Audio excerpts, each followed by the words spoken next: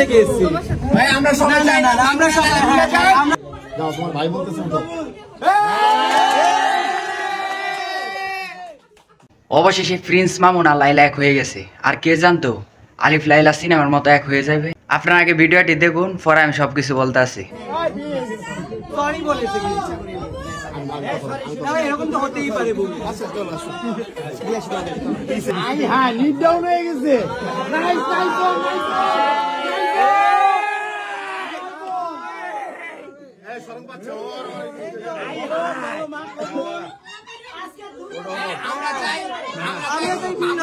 আর এটা সবটাই ছিল একটা সাজানো নাটক, এটা আমরা কিন্তু বুঝতে পারতাছি না।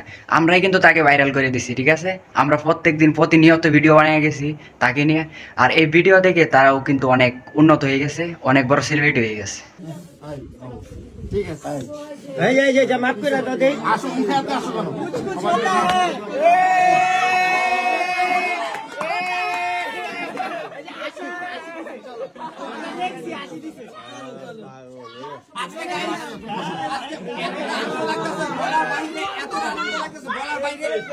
একদিন আগে বলছে প্রিন্স মামুন রে নিয়ে লাইলা সংসার করবে না, আর লাইলাও বলছে প্রিন্স মামুন রে নিয়ে আমি সংসার করব না।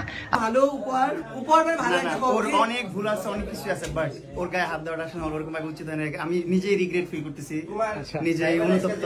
দ্যাটস ওয়াই আমি এর জন্য সরি। আই গেস লাইলা হেসেছে, সরি চেষ্টা করলাম একটা।